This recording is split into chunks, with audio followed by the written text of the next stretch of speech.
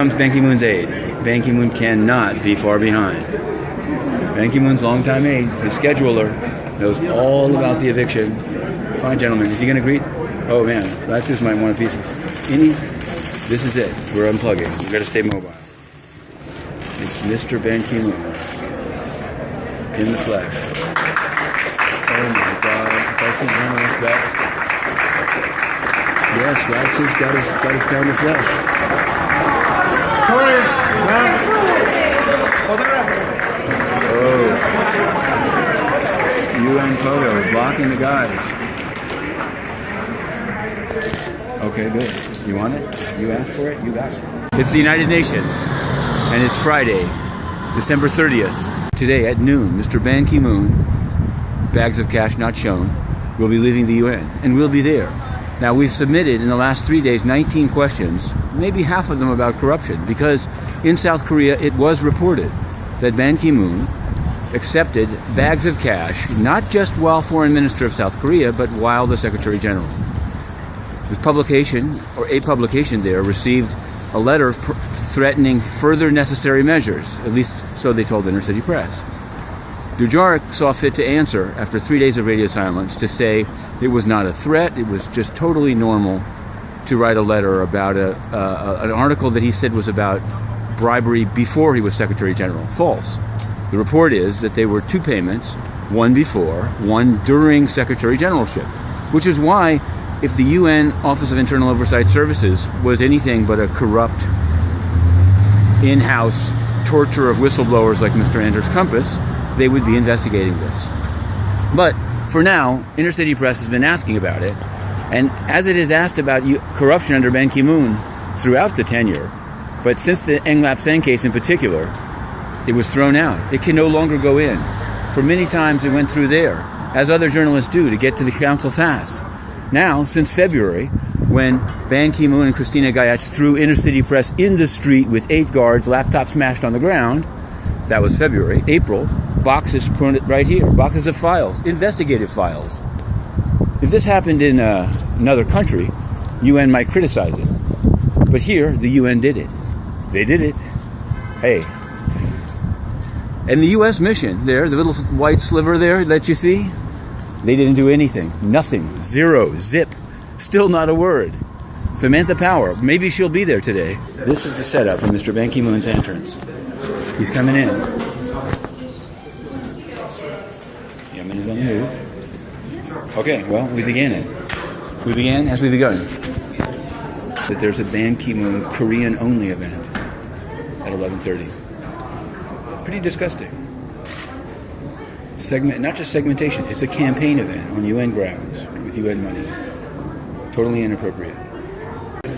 Are we going to see Burundi? Are we going to see Ambassador Shinjiro? Protocol has tried to arrange it. Protocol has tried to arrange it so that all the perm reps show up to say what a great job Ban Ki-moon did. While they come in, of course, Ban Ki-moon is just promoting himself to the South Korean media only. Little do they know, since they don't speak Korean, that he's charged with taking bags of cash while Secretary General. It's denied by Stephane Dujarric, we're noting that, and he also denies that he made a threat, but the media concern says that he said he would pursue further measures. That's known as a threat. And it's highly inappropriate for a UN spokesman to issue a threat for coverage of reported corruption. This is, I believe, an Italian journalist. Wait a second. No. I thought Saudi Arabia was wearing a baseball cap, and that would be interesting. What would it say? Saudi over Yemen? Sana'a suckers? Cluster bombs are us?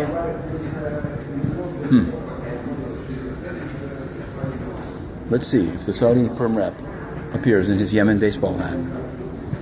Samantha Power, here she is. This is the big one. This is the grande. It's happening. Didn't apparently come to the Syria meeting. Definitely didn't do anything when Inner City Press and American investigative media was thrown in the street. Nothing. 2 bodyguards. One is making sure that nobody can rustle her from the side of the escalator, and one is behind her. Do not come up too fast. Samantha Power in the house, shooting the videos in the 4x4. Not a word about Yemen, not a word about Burundi, all about Samantha Power. What more do you want to know about Samantha Power? Samantha Power never answered Inner City Press's public question at the stakeout that she said she would look into about the UN arming a warlord in South Sudan. There simply were no words. Costa Rica's back in. Hello. Here's to reform. A better 2017. Yes, I really like that hashtag. Arrest Ban Ki-moon. You've got my attention. Ban Ki-moon drops the ball. Together. Here comes Angola. There was some CPJ piece about Angola. Oh, about the targeting of journalists for reporting on corruption. It was ironic because the UN is doing exactly the same thing. And CPJ says nothing. They love it when the UN does it, but not when Angola does it. There's Angola and India behind it. BRICS.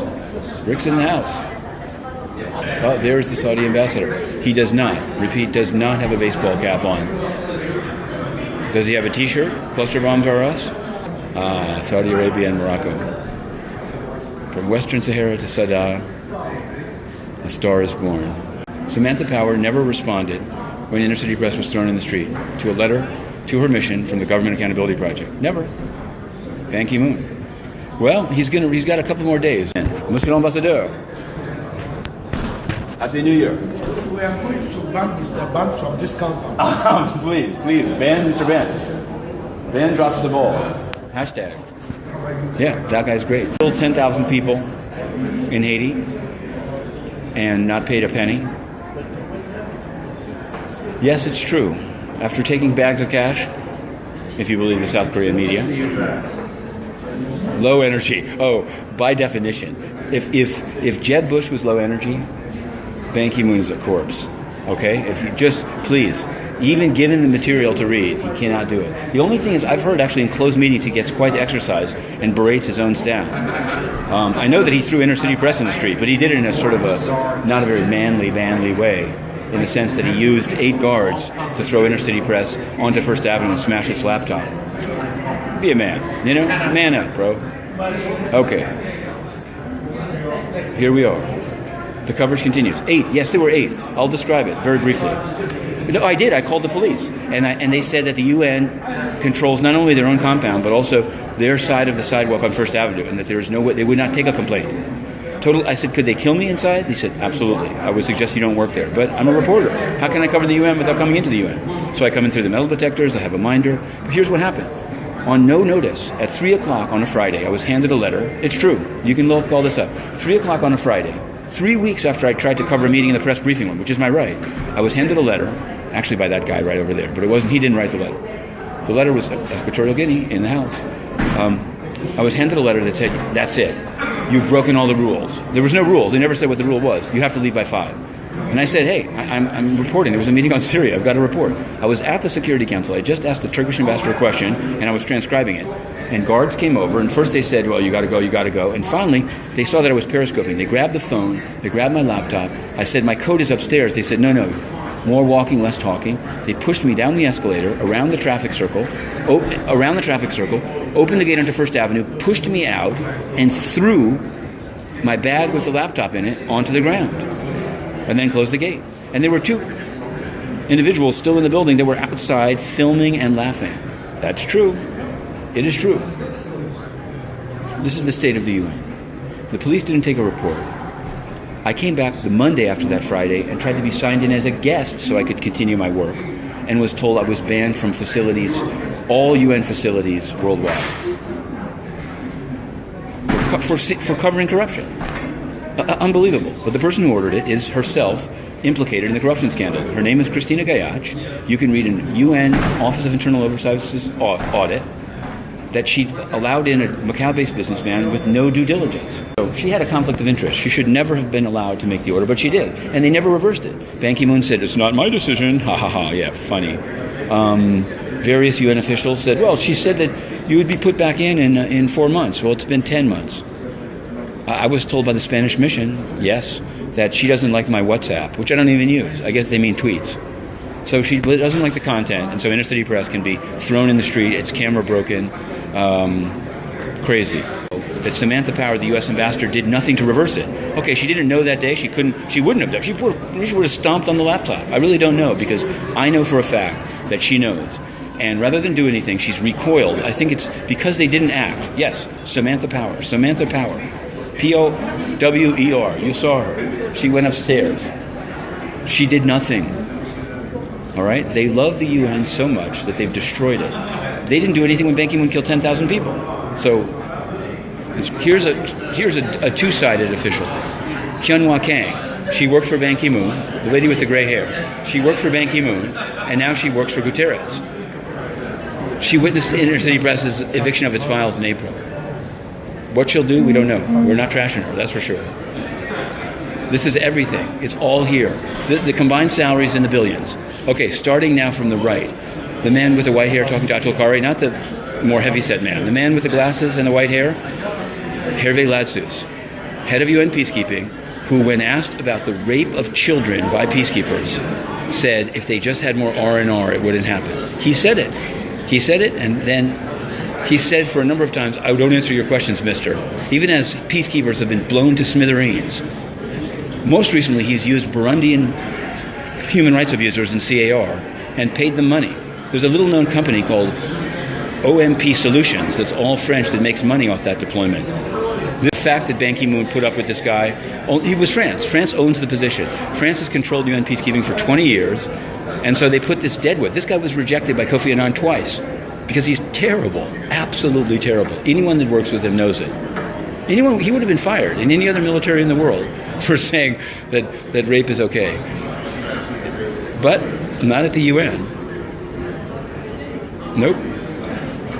And by saying at this takeout, I don't answer particular media's questions. He once snuck around. He pulled Reuters and Voice of America into the hall behind a glass door to give them a secret briefing about rapes. Inner City Press has been asking about rapes for the longest, and he refused to answer. And then he had a fake answer, and he took it behind closed doors. That's how it worked. But Christina Gayach is not in town. And Ban Ki-moon has flown on Qatar's private jets without disclosing it. Inner City Press once asked the most simple question: disclose who pays for your travel. Just disclose it. Take it from whoever you want. You want to take it from Dow Chemical, you want to take it from a brothel owner, whatever you want to do, you know? But they wouldn't disclose it. They said they don't have to. It's a public organization, but Ban Ki-moon's turned it into his own personal plaything. Absolutely disgusting. Oh, it's wonderful. DPI is the organization that threw Inner City Press in the street and has confined it to minders for 10 months. They're also the organization that made Wonder Woman. Yep, Wonder Woman. Thanks. I mean, it's what I do. What can I tell you? They made Wonder Woman a UN ambassador. I don't know where Wonder Woman is. She should be here. She's a UN ambassador. Except, since Christina Gayach hadn't talked to anyone before she did it, they ended up rescinding it, but then they lied about that too. They said it was always going to be rescinded, even though Linda Carter and Gad Gadal, I'm probably saying it wrong, Godot, the new one, fine actress, she had the guts to say screw the UN. So that was gutsy. Hats off. Linda Carter, yeah. She was here. She came into the UN. Wonder Woman was made a UN ambassador. The only question is, why isn't Wonder Woman at the Ban Ki-moon farewell?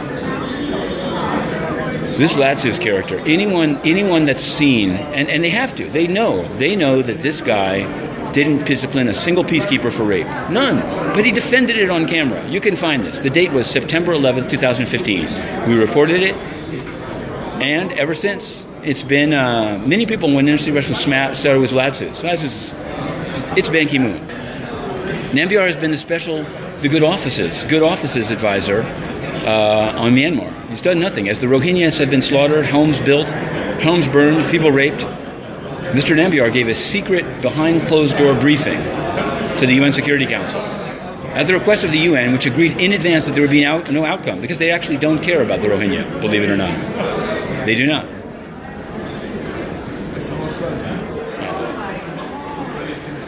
And he told them behind closed doors, give the government a little time. Give them a little time, a couple more rapes, burn the houses down. We asked, here's the amazing thing, we asked Ban Ki-moon's spokesman, Stephane Dujarric, on Tuesday of this week, it's now Friday, we asked him on Tuesday when Vijay Nambiar leaves the UN and the UN payroll. And there's been no answer. 4 days. It was a Korean-only event. This rubbed me the wrong way. I was told there was the Korean media came in for some early event, and I said, why can't I go, Yeah. Okay, if it was an interview, maybe it's different, but I still think he should have thought better of that. I think. I've had something of a fallout with the UN as a whole, but it doesn't extend to all officials by any means. I try to, you can't throw the baby. Not to say that you're the baby in the bathwater. Constant respect for your opinion. Okay, thanks a lot. I really try, but okay. Here they come. Now it can be reported. These are the Korean media who exclusively met with Mr. Ban Ki-moon for his campaign commercial. Yes, it's true. This is it. That was the event. Straight to the Blue House. From the Blue House to the outhouse. All right. Please note the composition of Ban Ki-moon's exclusive exit interview. Part of his campaign commercial. Ban Ki-moon's aide. Ban Ki-moon cannot be far behind. Ban Ki-moon's longtime aide, his scheduler, knows all about the eviction. Fine gentleman. Is he going to greet? Oh man, that just might want a piece of this is it. We're unplugging. We've got to stay mobile. It's Mr. Ban Ki-moon in the flesh. Oh my God! If I see journalists back, yes, Wax has got his pound of flesh. Sorry, Oh, UN photo blocking the guys. Okay, good. You want it? You asked for it? You got it.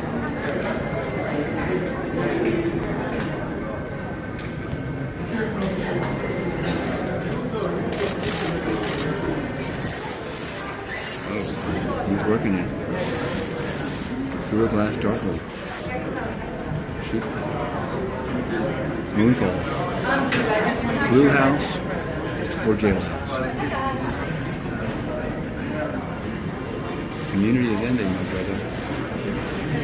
The death of 10,000 is not so easily excused. 10,000 Haitians are dead! Oh, Gary Fowley. He's on the scene.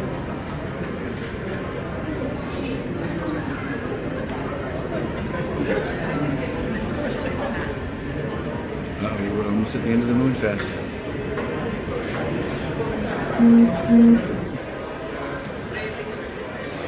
This is it. This is it. Moon through the turnstile. Moon style.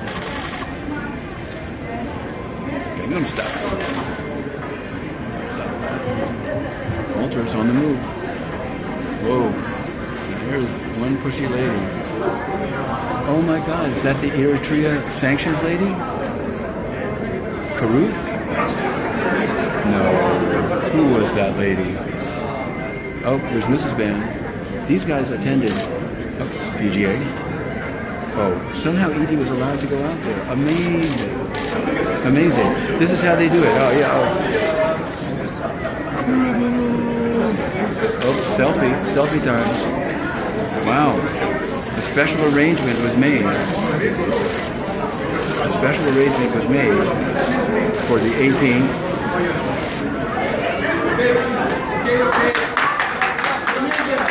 Oh my Lord.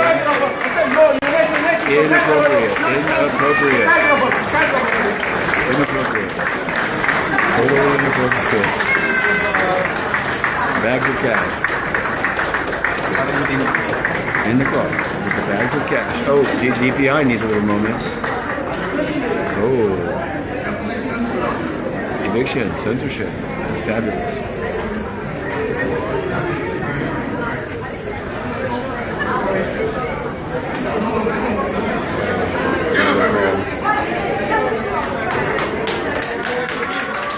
Oh, yeah.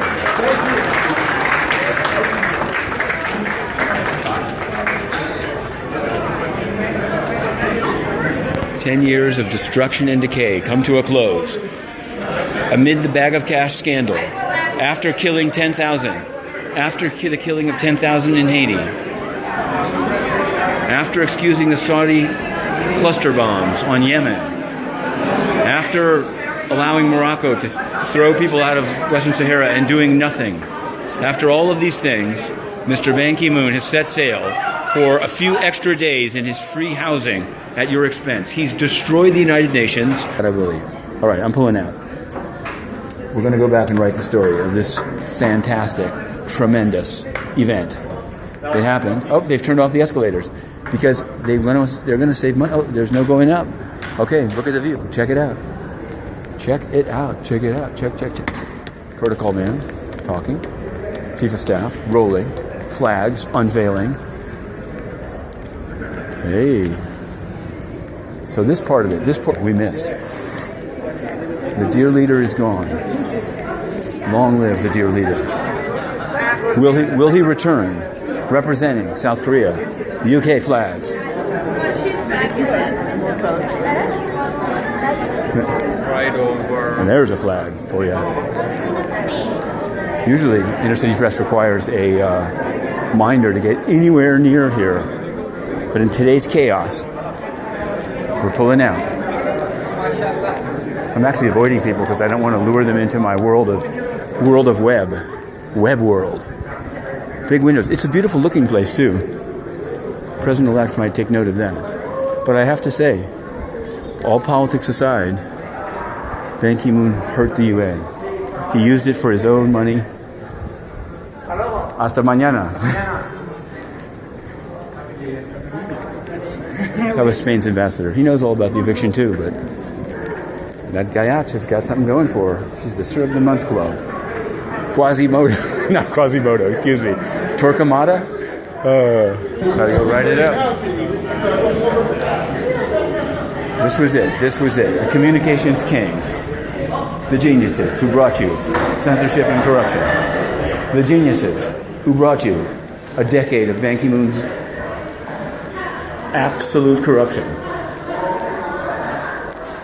The press, thrown in the street, laptop smashed, now currently working out of a small... Well, maybe not. If not, so be it. Okay. So, it's been real. Ban Ki-moon's destroyed the UN. And everybody applauded it. That's fine, which is fine.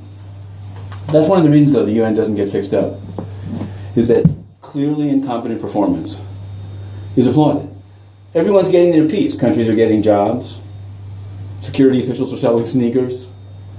Christina Kayach is allowed to retaliate against those who connect her to a corruption scandal. So that's what's happened. But we're going to continue to pursue, not only, we're going to obviously continue, the next Secretary General, Antonio Guterres, we're going into it with an open mind. We've gone out of our way to be almost not report on him yet. But we will. But I can't imagine he could be worse, but because let's say this, Ban Ki-moon gave UN resources and allowed its name to be besmirched for his own family members and his own ambition, and he censored the press that reported on it and had it thrown in the street and its laptop smashed on the ground and then its camera. 10 years. Ban's bad decade. To be continued.